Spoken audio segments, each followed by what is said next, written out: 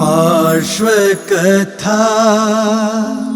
पार्श्व कथा के पुण्यार्चक हैं श्री रमेश गुप्ता, श्रीमती मंजू गुप्ता, पुत्र एवं पुत्रवधू निखिल गुप्ता, अनामिका गुप्ता, नितिन गुप्ता, श्वेता गुप्ता, पौत्र एवं पौत्री Nimit Gupta, Aarush Gupta, Avika Gupta, Anshika Gupta, Rohini, Veer apartment Delhi, firm international packaging, stretch film, shrink film, plain and printed flexible packaging, 229 D ring road, Naraina, new Delhi. गुरुचरणों में समर्पित गुरु भक्त परिवार श्रीमती सरला जैन, पुत्र श्री गौतम जैन, श्री चंद्र जैन, पुत्री ममता जैन, आंचल जैन, जूली जैन, पटना, बिहार। श्री एम.एल. जैन, अरुण जैन, अनिल जैन, अजय जैन, कमलेश जैन, शालिनी, दीपिका, करीना, ईशाना, इशिता जैन, दिल्ली। कुसुम राखेचा, राजकुमार राखेचा, रितेश राखेचा, कृति राखेचा, बेटी एवं दामाद प्रियंका निशांत सिंघवी, दोहित्री वानिया सिंघवी जैन।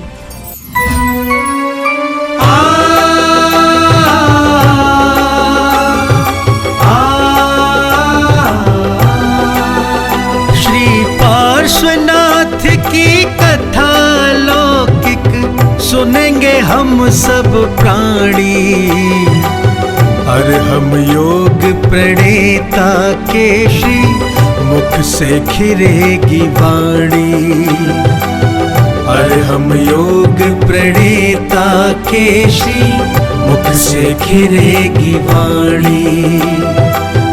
बाल ब्रह्मचारी बन जिसने वेश दिगंबर धारा, बाल ब्रह्मचारी बन जिसने वेश दिगंबर धारा, जिनके तप संयम के आगे दुष्ट कमठ भी हारा।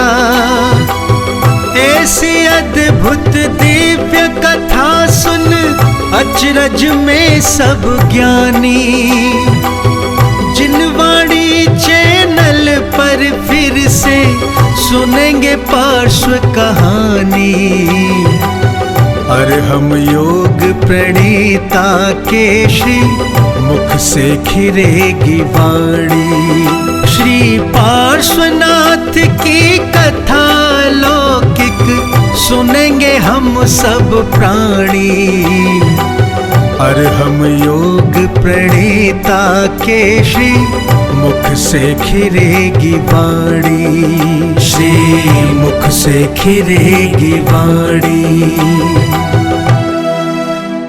आओ श्रवण करें पार्श्व कथा। ऐसा अद्भुत दृश्य होता है।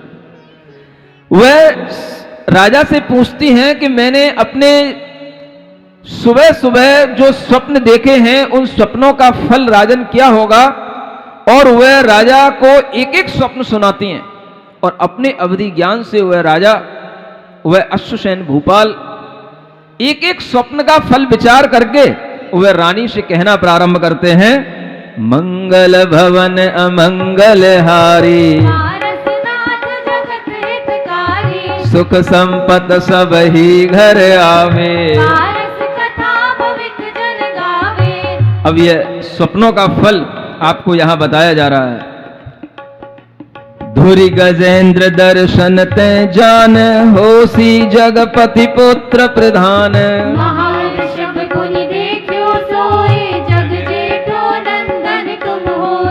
कहा गया है कि अगर आपने गजेंद्र का दर्शन किया, गजेंद्र यानी गजराज यानी हाथी, एलिफेंट अगर आपने उसको देखा है तो यह बता रहा है इस बात को कि तुम्हारा पुत्र जगत में प्रधान होगा, प्रधानमंत्री से भी बड़ा प्रधान नायक होगा, और बहुत प्रधान पुरुष बनेगा। आपने एक बहुत बड़ा वृषभ देखा है, महावृषभ, उसको देखने का फल है कि यह तुम्हारा पुत्र जगत में सबसे वृषभ यानी श्रेष्ठ होगा, सुपीरियरिटी को हासिल करेगा। श्वेत सिंह दर्शन फल भास, अतुल अनंती शक्ति निवास।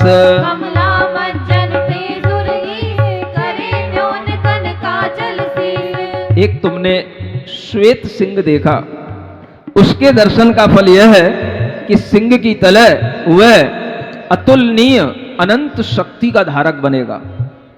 जो आपने लक्ष्मी का स्नान देखा है, जो देव लोग स्नान करा रहे हैं, वह इस बात का प्रतीक है कि इस धरती पर जो सबसे बड़ा पर्वत है, जिसे कनकाचल कहा जाता है, सुमेरु पर्वत कहा जाता है, स्वर्ण का पर्वत कहा जाता है, उस पर बैठने का सौभाग्य तुम्हारे पुत्र को मिलेगा और कोई वहां पर बैठ नहीं सकता। पहुप दाम दो देखी सार, तिस फल दुविध धर्म दातार। हंसते सकल लोक सुखदाए, तेज पुंज सूरज ते थाए। जो आपने दो पुष्पों की मालाएं देखी हैं, ये बताती हैं कि तुम्हारा पुत्र दो प्रकार के धर्म के फल को दुनिया को बताने वाला होगा। दो प्रकार का धर्म सबको बताएगा।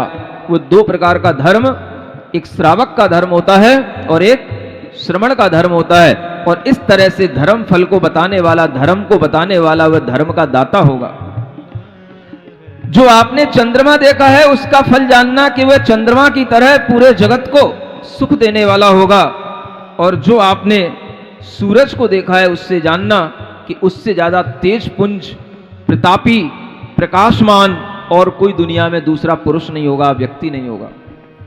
मीन युगल ते सब दुख भाज, कुंभ विलोकत निधिराज। सरवर ते सब लक्षणवान, सागर ते गंभीर महान। जो आपने दो युगल मीनों को देखा है, मछलियों को तैरते हुए दो मछलियां देखी हैं, इसका फल यह है कि उसे कभी किसी भी प्रकार का जीवन में दुख नहीं मिलेगा, कोई उसको दुख नहीं दे पाएगा।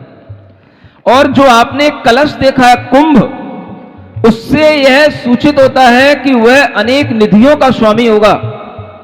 आपने जो सरोवर देखा है, इससे यह फलित होता है कि वह सभी प्रकार के लक्षणों को धारण करने वाला होगा।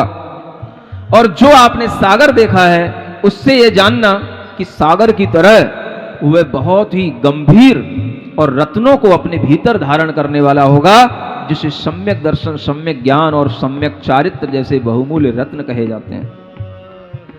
सिंह पीठ ते मृग लोचनी, होय बाल तुम त्रिभुवन घनी। सुर विमान देखो सुख पाए, सुरग लोक ते उपजे आए। जो आपने सिंह पीठ पर जो देखा है, वह बालक इस बात को बताने वाला होगा कि वो तीन लोक में सबसे ज्यादा धनी होगा, सबसे ज्यादा वैभव संपन्न होगा।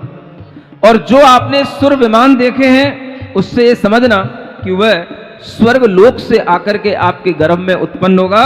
नागराज ग्रह को सुनहेत, जन्मे मति श्रुत अवधि समेत। रत्नारस से गुण मणि खान, कर्म दहन पावक ते जान। जो आपने नागराज का ग्रह देखा है, उससे ये जानना कि वह मति ज्ञान, श्रुत ज्ञान और अवधि ज्ञान, इन तीन ज्ञानों का धारी गर्भ से ही होगा। और रत्न राशियों को देखा है, उससे ये जानना कि वह अनेक प्रकार की गुणों की मणियों का स्थान होगा, सभी प्रकार के गुण उसके अंदर होंगे। और वह कर्म दहन को करके वह सिद्ध शिला को प्राप्त होगा। इसलिए आपने एक निर्धूम अग्नि देखी है, जो इस बात का प्रतीक है कि वह जीव सिद्ध पुरुष बनेगा। गज प्रवेश दो बदन मजार, सुपन अंत देखो वरनार। श्री पारस जिन जगत प्रधान, गर्भ तुम्हारे उतरे आन। और जो आपने अंत में गज को अपने मुख में प्रवेश करता हुआ देखा है, उससे ये समझना कि आपके गर्भ में वह आत्मा आ चुका है और वह पारस के नाम से, श्री पारसनाथ भगवान के नाम से जगत में प्रधान पुरुष बनकर के आपके लिए और इस जगत के लिए मंगलदायी होगा। ऐसे वह जीव के अवतरण की यह सूचना तुम्हारे 16 स्वप्नों से मिल रही है। ओम अरहम, ओम अरहम, ओम अरहम बोल, ओम अरहम, ओम अरहम। ओम अरहम बोल। सभी कार्य की सिद्धि से तू पहले इसको बोल। सभी कार्य की सिद्धि से तू पहले इसको बोल। सुनि वामा देवी सुपन फल, रोमांचित तन भूर। सुबचन जल सींचत किनो उगे हर्ष अंकुर। अब सौधर्म सुदेश विचार स्वामी गर्भ अवसर निर्धार। कुलगिरि कमल वासिनी जय श्री आदिक देवी गुण गेह। तिन्ह बुलाय कयो शुभ भाव अश्वसेन भूपति घर जाव। कामल देवी के उत्थान देवे समझिन उतरे आन। तिनके गर्भ शोधना करो निज नियोग सेवा मन धरो। यह सुनि सब आनंदित भई इंद्र आन माथे धर लई। स्वर्ग लोक तज आई कहाँ बसे बनारस नगरी जहाँ। महाकाल तन लावन भरी मानो नभ दामिनी अवतरी। अंग अंग सब सजे सिंगार रूप संपदा अचरजकार। चूड़ामणि माथे जगमगे देखत चकाचौंध से लगे। ये क्या होने लगा? सौधर्म इंद्र ने यह देख लिया कि ये स्वामी के गर्भ का अवसर है, तो उन्होंने कुलाचल पर्वतों पर रहने वाली कमलों में रहने वाली देवियों को आज्ञा दी और वहां पर श्री देवी रहती है। कहाँ रहती है? श्री री धृति कीर्ति, ये जो देवियां हैं उनमें सबसे पहली देवी का नाम क्या है? श्री देवी, जो कुलाचल पर्वत पर रहती हैं। और ऐसी उनकी सहयोगिनी अनेक देवियां, और वह सभी देवियां उस इंद्र की आज्ञा को धारण करके तुरंत स्वर्ग से उतर करके बनारस नगरी पहुंची और वहां पर वामा देवी के पास पहुंच करके आनंदित होती हुई बहुत महाकांति और लावण्य और रूप सौंदर्य को धारण किए हुए वो देवियां ऐसी लगी मानो कि आकाश से बिजली ही उतर करके आई हो। सुर तरु सुमन दाम और धरी अत सुवास दश दिश विस्तरी। श्रवण सुखद नेवर झंझार शोभा कहत न आवे पार। आयन पत के पायन नहीं आयस मांग मंगल में गई। सिंहासन निंद माय निहार करी प्रणाम कीनो जयकार। और राजा के पास आकर के उनके चरणों में नमस्कार करती हैं और उनका आशीर्वाद मांग करके फिर महल में प्रवेश करती हैं जहां पर कि वह वामा देवी विराजमान है। सिंहासन पर बैठी हुई उनको भी जाकर के प्रणाम करती हैं और फिर देखती हैं उन मां को और मां भी देखती है उन देवियों को। जननी देह स्वभाव सो अति निर्मल अविकार। ताहि कुलाचन वासिनी और करें सुचि सार। कृष्ण पाख वैशाख दिन द्वितीया निशि अवसान। विमल विशाखा नख में बसे गर्भ जिन जान। यथा शीत संपुट विषय मोती उपजयान। त्यों ही निर्मल गर्भ में निराबाध। गर्भ बसे पर गर्भ ते वरते भिन्न सदीव। घटते घटवर्ती गगन क्यों नहीं भिन्न अतीव। वह जननी वैसे तो माँ स्वयं ही अविकार है, निर्मल है, लेकिन वह कुलाचल वासिनी देवियां उनको आकर के और शुचि बनाती हैं और पवित्र बना देती हैं। वह दिवस है कृष्ण पक्ष की वैशाख की द्वितीया तिथि है और वह निर्मल विशाखा नक्षत्र है जब वह पारसनाथ भगवान का गर्भ अवतरण हुआ है। जैसे सीप में मोती का वास हो जाता है वैसे ही उस निर्मल गर्भ में भगवान निराबाध रुकते हैं, किसी भी तरह का उन्हें कष्ट नहीं होता। और वह गर्भ में रहते हुए भी गर्भ में नहीं रहते, गर्भ से बिल्कुल भिन्न रहते हैं। जैसे घट घड़ा अगर जमीन पर रखा हुआ भी हो तो भी वह घट से वह घड़ा अपने आप में वह जमीन से भिन्न ही रहता है। गगन आकाश में रहते हुए भी वह घड़ा आकाश में नहीं होता, आकाश से भिन्न होता है। ऐसे ही जैसे आपने कभी देखा हो दर्पण में कोई प्रतिबिंब पड़ता है तो वह प्रतिबिंब दर्पण में रहता है लेकिन दर्पण को भारी नहीं करता है, उसी तरह से वह पुत्र मां के लिए तनिक भी कष्ट नहीं दे रहा है, मां के लिए कोई भारीपन नहीं लग रहा है, मां को बहुत ही अच्छा हल्का और बड़ा निर्मल भाव आ रहा है। और इस तरह की वह स्थिति में सारी देवियां उन मां की सेवा करने लग जाती हैं। मंगल भवन अमंगल हारी, पारसनाथ जगत हितकारी। तब जिन पुण्य पवन वश हले, चौविद सुर के आसन चले। जिहर देखे इंद्रादिक देव, जानो अवध ज्ञान बलभेव। जिनवर आज गर्व अवतरे, यह विचार और आनंद भरे। जड़ि विमान परिहार समेत, चले गर्भ कल्याण हेत। जय जयकार करत बहु भाय, उत्सव सहित पिता घर आय।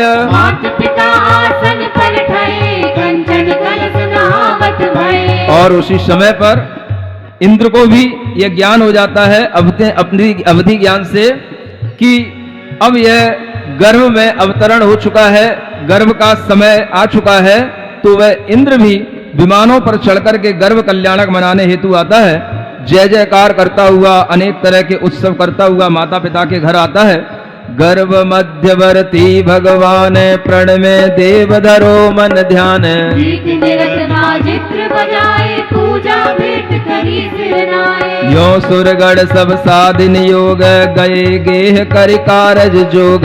इंद्रराज को आयस पाए, उच्च वासिनी देवी आए। यथा योग सब सेवा करे, छिन छिन जन जननी मन हरे। रुचक दीप ते हनुमो जहाँ, रुचक नाम पर्वत है तहाँ। सो 84 सहस प्रमाण, इतने योजन उन्नत जान। इतनो ही विस्तीर्ण धारे, दीप मध्य सो बल आकार। ताके शिखर कूट बहुल से, दिशा कुमारी तिन में बसे। ये सब सेवन आगे माए, ये नियोग इनको सुखदाए। वह इंद्रराज गर्भ कल्याणक के समय पर आने के बाद में चला जाता है और फिर से आज्ञा देता है रुचक वासनी देवियों को, जो जम्बू द्वीप के आगे 13वें नंबर का द्वीप होता है, वहां पर रहने वाली देवियां अलग होती हैं और वह 10 दिशाओं में रहने वाली 10 देवियां, उनके अनेक समूह और उन्हीं को मिलाकर के वह 56 कुमारी देवियां बनती हैं। और उस तरह से वह देवियां भी वहां पर आकर के पहुंच जाती हैं और फिर वहां पर एक अलग ही महोत्सव का वातावरण बन जाता है। आई भक्ति नियोगिनी देवी, जिन जननी की सेव भजे। कोई नौन कोई सार सिंगार सजे। अब क्या करती हैं ये सभी देवियां आकर के? ये सभी देवियां आकर के माता की तरह तरह से सेवा करती हैं। कोई माँ को नभन कराती हैं, कोई उनके लिए विलेपन लगाती हैं, कोई उनका साज श्रृंगार करती हैं, कोई भूषण बसन समर्पे, कोई भोजन सिद्ध करे, कोई दे बोल रवाने, कोई सुंदर गान करे। कोई उनके लिए आभूषण प्रदान करती हैं, कोई उनके लिए वस्त्र प्रदान कर रही हैं, कोई उनको भोजन दे रही हैं, कोई उनके लिए पान खिला रही हैं, कोई उनके लिए सुंदर गान करा करके उनका मन हर्षित कर रही हैं। कोई रत्न सिंहासन थापे, कोई ढारे चमर बरो, कोई सुंदर सेज बिछावे, कोई चापे चरण करो। कोई सुंदर सेज बिछा रही है, कोई उनके आगे चमर ढोर रही है, कोई उन्हें सुंदर रत्न के सिंहासन पर बिठा रही है। कोई चंदन सो घर सींचे, सारे महल सुवास करो। कोई आंगन दे बुहारी, झारे फूल पराग पड़ी। कोई जल क्रीड़ा करि रंजय, कोई बहुविध भेष किए। कोई मणि दर्पण कर धारे, कोई ठाड़ी खड़ग ले। कोई गूंथ मनोहर माला, आवे आन सुगंध खरी। कोई कल्पत रोवर सोले, फल फूलन की भेंट धरी। कोई काव्य कथा रस पोखे, कोई हास्य विलास ठवे। कोई गावे बीन बजावे, कोई नाचत शीस नवे। तरह तरह से माता की सेवा करती हैं।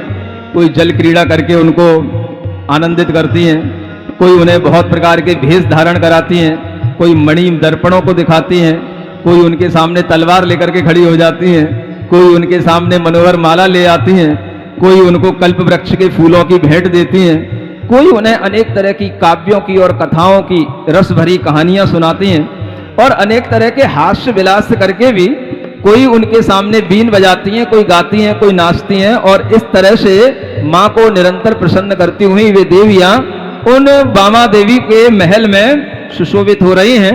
और इस तरह की सेवा करते हुए वह जब समय बीतता है और इस तरह की सेवा करते हुए उन माँ को आनंद आने लग जाता है, तो उन माँ के लिए वह देवियां अनेक अनेक तरह से प्रश्न भी पूछती हैं, और वह समय जब धीरे धीरे बढ़कर के 9वें मास के निकट आ जाता है तो माँ के ज्ञान में भी वृद्धि होने लग जाती है, और फिर उस समय पर माँ के ज्ञान में पुत्र के कारण से वृद्धि हो जाती है। पुत्र 3 ज्ञान का धारी है तो माँ भी ज्ञानी हो जाती है। एक एक देवी उनसे प्रश्न पूछती है, अब माँ भी बड़े अच्छे अच्छे उत्तर देती है, सुनेंगे। तुम शीत्रिया कौन जग आने, पूछ रही है देवी, तुम जैसी पुण्यशाली स्त्री जगत में कौन हो सकती है? मां तीर्थंकर सुत जने महाने, तो मां उत्तर देती है, पुण्यशाली स्त्री तो वही है जगत में जो तीर्थंकर जैसे पुत्र को जन्म दे। जग में सुभट कौन से माय, प्रश्न पूछा जगत में सबसे बड़ा योद्धा कौन है? तो मां जानते हो कैसा उत्तर देती, देखो। जे सर जीते विषय कसाय, जो मनुष्य विषय कसायों को जीतते हैं वही सबसे बड़े जगत में योद्धा कहलाते हैं। देखो माँ का ज्ञान तो देखो, थोड़ा प्रशंसा तो करो माँ की। कौन कहा वे कायर दीन, ये कायर कौन कहलाते हैं, दीन कौन कहलाते हैं? माँ ये पूछ रही है रानी। इंद्री मद में टन बलहीन, जो आदमी जो व्यक्ति इंद्रियों के मद को हनन करने वाले, अपने बल को ही नाश करने वाले कार्य करते हैं, वो सबसे कायर कहलाते हैं। फिर दूसरी देवी पूछती है, पंडित कौन सुमार्ग चले, दुराचार दुर्मार्ग दले, पंडित कौन है? तो मां उत्तर देती है, जो सन्मार्ग पर चले वो पंडित है, और जो दुराचार और दुर्मार्ग से अपने आप को बचाए वही सबसे बड़ा पंडित जानना चाहिए, और कोई पंडित नहीं कहलाता। मथुरा से आए हुए सभी छात्र सुन रहे हैं, पंडित कौन कहलाता है? याद करके जाना। जो सही मार्ग पर चले वो पंडित है। पूछा जाता है, माता मूर्ख कौन महंत, मूर्ख कौन होता है माता, ये पूछा जा रहा है। तो मां उत्तर देती है, विषयी जीव जगत जयवंत, जो संसार में केवल पंच इंद्रियों के विषयों में लीन है वो सबसे मूर्ख पुरुष कहलाते हैं। कौन सत्पुरुष नर भवधार, इस मनुष्य भव को धारण करने के बाद में सत्पुरुष किसे कहा जाए? तो मां कहती है, जो साधे पुरुषार्थ चार, जो धर्म पुरुषार्थ, अर्थ पुरुषार्थ, काम पुरुषार्थ और मोक्ष पुरुषार्थ को साधता है वही सत्पुरुष कहलाता है। कौन का पुरुष कहिए मर्म, का पुरुष, कातर पुरुष किसे कहा जाता है? जो सठ साधन जाने धर्म, जो मनुष्य धर्म को नहीं साधता वो सबसे बड़ा कायर कहलाता है। धन्य कौन इस नर संसार, हे मां इस संसार में कौन व्यक्ति धन्य कहलाता है? धन्य किसको कहा जाए? यौवन समय धरे व्रत भार, किसको धन्य धन्य कहा जाता है? तो मां कहती है, जो यौवन के समय में युवावस्था में भी व्रतों के भार को धारण कर ले उसी की धन्य धन्य और उसी की जय जयकार करनी चाहिए। धिक्किन को कहिए सर्वंग, ये धिक्कार अगर हमें कभी किसी को देना हो तो किसको धिक्कार देना पड़ता है? धिक्कार किसको करें? तो मां कहती है, जे धर करें प्रतिज्ञा भंग, जो प्रतिज्ञा लेकर के नियम व्रत लेकर के भी उसको भंग कर दें, उसको त्याग दें, छोड़ दें, उन्हीं पुरुषों को धिक्कारना चाहिए, वही धिक्कारने के योग्य है। कौन जीव के बैरी लोय, कोई पूछती है ये जीव के बैरी कौन है, शत्रु कौन है, दुश्मन कौन है? तो मां उत्तर देती है, काम क्रोध है और न कोय, जीव के सबसे बड़े बैरी उसके काम और क्रोध के विचार और भाव हैं। जननी जग में कौन मलिन, इस जगत में मलिन कौन कहलाता है? पातक पंक मलिन मतीन, जो पापी जीव हैं वही मलिन कहलाते हैं। कहो कौन नर नित्य पवित्र, और हमेशा पवित्र रहने वाला मनुष्य कौन होता है? तो माँ के लिए देखो कैसे उत्तर आ रहे हैं। ये उत्तर माँ नहीं दे रही है, ये भीतर बैठा हुआ वो बालक उत्तर दे रहा है, जो आगे बहुत बड़ा ब्रह्मचर्य व्रत को धारण करने वाला, व्रतों को धारण करने वाला महापुरुष बनेगा। तभी माँ ऐसे उत्तर दे पा रही है कि कौन जगत में हमेशा पवित्र रहने वाला है, तो ब्रह्मचर्य धारी दृढ़ चित्त, जो ब्रह्मचर्य को धारण करने वाला हो, चित्त जिसका दृढ़ रहता हो, वही पवित्र होता है। कौन पशु मानुष आकार, मनुष्य के आकार में पशु कौन कहलाता है? सुन रहे हो मनुष्यों के? नहीं, हाँ तो बोलो। मनुष्य के आकार हैं, लेकिन पशु किसको कहा जाए? उसी को पशु कहें कि नहीं? तो मां कहती है जिनके हृदय ना ही विचार, जिनके हृदय में कोई विचार ही उत्पन्न नहीं होते हैं कि ये पारस कथा चल रही है, यहां पर आकर के देखना चाहिए, यहां का आनंद लेना चाहिए, ऐसे जिनके अंदर विचार ही उत्पन्न नहीं हो, वो मनुष्य के आकार में पशु है।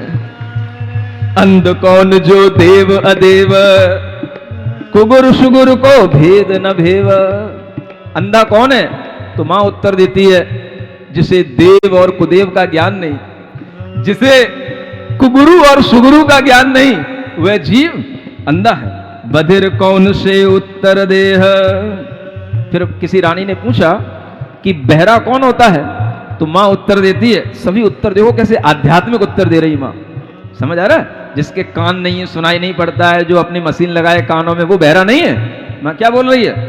जैन सिद्धांत सुने नहीं जे है, जो जिनेंद्र भगवान के द्वारा बताए हुए वचनों को, सिद्धांतों को नहीं सुनता, वो बहरा है। आप लोग तो नहीं हो ना? हाँ बिल्कुल नहीं महाराज, खूब सुन रहे हैं। मूक नाम कैसे कर लहे, और मूक किसको कहें? मूक माने गूंगा, जो हित साच वचन नहीं कहे, जो कभी हितकारी सच्चे वचन नहीं बोलता, वह मूक है। लंबी भुजा कौन करहीन, ये लंबी लंबी भुजाओं को धारण करने वाले मनुष्य भी क्या मतलब के हैं? तो मां उत्तर देती है जिन पूजा मुनि दान न दीन, जिन्होंने अपने हाथों से कभी जिनेंद्र भगवान की पूजा नहीं की और मुनियों को दान नहीं दिया, उनकी भुजाएं कोई काम की नहीं है, वो केवल लंबे लंबे बस सूंड की तरह, हाथी की सूंड की तरह लटक रही हैं। कौन पांगले पांव समेत, ऐसे पंगु जीव कौन है जो पांव से समेत होकर माने सहित होकर के भी पंगु कहलाए? तो मां उत्तर देती है जो तीरथ पर से न सचेत, जिन्होंने अपने पैरों से कभी तीरथ नहीं चढ़े, वो पंगु हैं। कौन कुरूप जननी कहुए है, इस संसार में कुरूप कौन है? शील सिंगार बिना नर जेह, जिन्होंने कभी अपनी आत्मा को शील के श्रृंगार से नहीं सजाया, वे नर कुरूप कहलाते हैं। वेग कहा करिए बड़भाग, और बड़भागी कौन कहलाता है? दीक्षा गहन जगत को त्याग, जो जगत को त्याग करके दीक्षा को ग्रहण करे, वो बड़भागी कहलाता है। ये कौन बोल रहा है? मां बोल रही है? अरे मां के भीतर बैठा हुआ तीन ज्ञान का धारी बालक बोल रहा है। पितृ कौन हित वंचक होय, धर्म दृढ़ाव आलस को खोय। मित्र कौन है? सुन रहे हो? Who is our best friend? मां से पूछा गया तो मां उत्तर देती है जो धर्म में दृढ़ करे और आलस्य को दूर करे, और आलस्य को छुड़ा करके धर्म कथा जहां पारसनाथ भगवान की चल रही हो वहां लेकर के हाथ पकड़ के आए, उसी का नाम मित्र है। शत्रु कौन जो दीक्षा लेत, विघ्न कर पर भव दुख देत, और शत्रु कौन है? जो दीक्षा लेते ही विघ्न करने लग जाए, दुख देने लग जाए, उसे ही सबसे बड़ा शत्रु समझना। जी को कौन शरण है माय, पंच परम गुरु सदा सहाय। यह विधि प्रश्न करें सुर नारी, माता उत्तर देह विचारी। वामा देवी सहज प्रवीण, सकल मरम जाने गुण लीन। पुरुष रतन और अंतर वह, क्यों नहीं ज्ञान अधिकता लहै। और अंतिम प्रश्न किया गया इस जगत में शरण कौन है? तो मां कहती है पंच परम गुरु ही शरण है। और इस तरह की मां के अंदर के ज्ञान की जो अधिकता है वह उसी पुरुष रत्न के माध्यम से है जिसका गर्भ में अवतरण हो चुका है। ओम अरहम ओम अरहम सभी कार्य की सिद्धि से तू इसको बोल। ओम अरहम ओम अरहम ओम अरहम बोल। सभी कार्य की सिद्धि से तू पहले इसको बोल। जय पारस जय पारस जय पारस बोल। सभी कार्य की सिद्धि से तू पहले इसको बोल। ओम अरहम नमः। बोलो पारसनाथ भगवान के गर्भ कल्याणक महोत्सव की जय। यह मंगल अवसर चल रहा है। गर्भाधान की क्रिया होती है और उसके बाद में गर्भ जब ठहरता है तो अनेक देवियों के माध्यम से माता की सेवा की जाती है और वह गर्भ में रहने वाला बालक धीरे धीरे वृद्धि को प्राप्त होता है।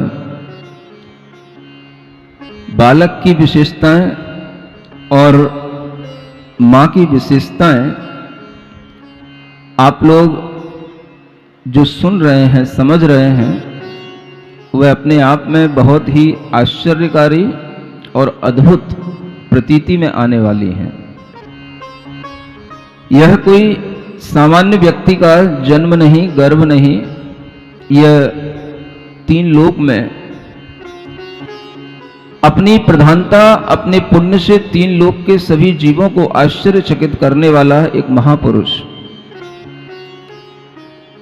जिनके चले जाने के बाद भी जिनका धर्म, जिनका शासन, जिनका नाम, जिनकी शिक्षाएं, जिनके ज्ञान निरंतर प्रवाहित रहते हैं, ऐसे पुण्यवान जीवों के माध्यम से धर्म तीर्थ की प्रभावना जब होने का अवसर आता है, तब ऐसे महापुरुषों का जन्म और गर्भ इस तरह से आश्चर्यकारी सभी लोगों को दिखाई देता है।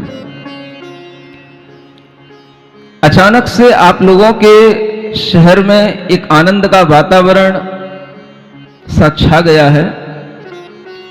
कोई घोषणा नहीं थी कि यहां पंच कल्याणक होंगे, लेकिन अब लग रहा है कि ये पंच कल्याणक ही हो रहा है। आप लोगों ने बस जो अपना मन बनाया पारसनाथ भगवान के प्रति, आपके अंदर जो भक्ति का भाव है, आप जो तीर्थंकरों के बारे में जानते हैं, सुनते हैं, उसे अच्छे ढंग से समझने का अवसर तो पंच कल्याणकों में भी नहीं मिलता जो यहां मिल रहा है। पंच कल्याणक में तो अनेक तरह की आपाधापी और अनेक तरह की क्रियाओं और अनेक तरह की बोलियों और अनेक तरह की साज सज्जाओं में वो सारा समय चला जाता है कि हम समझ भी नहीं पाते कि तीर्थंकर का कब जन्म हुआ, कब गर्भ हुआ, गर्भ के समय होता क्या, जन्म के समय होता क्या। और खास तौर से जो हमें सुनने समझने का मौका मिलता है वो बहुत कम मिल पाता है, क्योंकि 5 दिन में सब कुछ पूरा करना होता है। लेकिन यहां पर जो पंच कल्याणक हो रहा है उसमें समय की कोई भी बंदिश नहीं है। गर्भ कल्याणक भी 2 दिन चलेगा, जन्म कल्याणक भी कई दिन चलेगा, कुछ भी हो सकता है, समय की कोई पाबंदियां नहीं है। बस आनंद बस आना चाहिए। लोगों के मन में एक ही भाव है और वो आ रहा है। सारा विश्व आज आपके इस आनंद को देख रहा है। भगवान पारसनाथ के सहारे हम तीर्थंकरों के चरित्र को पढ़ रहे हैं, तीर्थंकरों की विशेषताओं को जान रहे हैं, तीर्थंकरों के गुणों को समझ रहे हैं और तीर्थंकरों के गर्भ आदि के समय पर क्या क्या क्रियाएं होती हैं, क्या क्या विशेषताएं इंद्रों के द्वारा की जाती हैं, वो सब हमें यहाँ पर बहुत अच्छे ढंग से देखने सुनने को मिल रहा है। शास्त्रों के माध्यम से जो हमें ज्ञान मिल रहा है और हमें जो उपदेशों के माध्यम से उस ज्ञान का कैसे प्रयोग करना है, ये भी हमें समझने समझाने को मिल रहा है। ये अपने आप में बहुत अद्भुत है, लोगों के लिए समझ में आना चाहिए। पंच कल्याणक तो जो आप 5 दिन के करते हो, उसमें आप 5 दिन के लिए अगर कोई पात्र बनते हो तो वो पात्र तो बहुत कम दिन के लिए रह जाते हैं, कम समय के लिए होते हैं। यहां आपको अपने आप जो अवसर मिल रहा है वो अवसर अद्भुत है और जो गर्भ में जीव आ चुका है, गर्भ में आने के बाद में वह जीव किस तरह से निवास करता है, कैसा वह निर्मलता के साथ में वह जीव रहता है, यह आपके लिए यहां थोड़ा सा इन छंदों के माध्यम से बताया जाना है। आप अपने मंगल भाव में आए। मंगल भवन अमंगल हारी, पारसनाथ जगत हितकारी। निवसै निर्मल गर्भ में तीन ज्ञान गुणवान। फटक महल में जगमग ज्यों मणि दीप महान। उदयवान दिन कर समय पूर्व दिशा छवि तेम।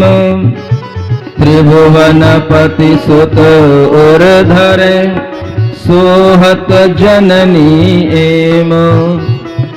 गर्भ भार व्यापे नहीं त्रिवली भंग न होय। देह न दिखे पीत छवि और विकार न। ज्यों दर्पण प्रतिबिंब सो भारी कयो न जाय। क्यों जिन पति के गर्भ सो खेद न पाए माए। कल्पलता सो लसत अति जननी छवि संयुक्त। मंदहास कुसुमुत भई अब फले फलपूर्ण। देवराज के वचन सो अहनिश हर्षित अंग। अलग रूप से सजी लिए अक्षरा संग। जब वह जीव गर्भ में आ जाता है, तीन ज्ञान का धारी, अनेक गुणों को प्राप्त किए हुए, तीन लोक का वह नाथ, ऐसा जीव जब उस जननी के उर में शोभित होता है, गर्भ का कोई भी भार नहीं दिखाई देता। जैसे जैसे गर्भ के समय को भी हम बढ़ता हुआ देखते हैं, लेकिन गर्भ में किसी भी तरह का माता को कोई पीड़ा नहीं होती। जैसे सामान्य स्त्रियों में देखा जाता है कि उनके पेट की त्रिविलियां भी भंग हो जाती हैं, जो लकीरें होती हैं वो भंग हो जाती हैं, शरीर हल्का सा पीला पड़ जाता है और गर्भ के भार के कारण से उन्हें बड़ा दुख भी और कष्ट भी होता है। लेकिन ऐसा तीर्थंकर की मां के साथ कुछ भी नहीं होता है। जैसे निर्मल दर्पण में कितना ही हम दृश्य दिखा दें, कितना ही भार प्रतिबिंब का उसके अंदर डाल दें, लेकिन प्रतिबिंब से कभी दर्पण भारी नहीं होता। उसी तरह से वह जीव उस निर्मल गर्भ में बिना किसी भार के सुशोभित हो रहा है और ऐसा जगमगा रहा है कि जैसे किसी महल के अंदर कोई मणि का दीप रखा हो तो वह महल जिस तरह से जगमगाता है, ऐसे ही सुंदर स्फटिक मणि के समान पारदर्शी वह गर्भ में आया हुआ जीव मां को अत्यंत सुख दे रहा है। इधर समय बीतता जा रहा है, गर्भ के महीने धीरे धीरे आगे बढ़ रहे हैं।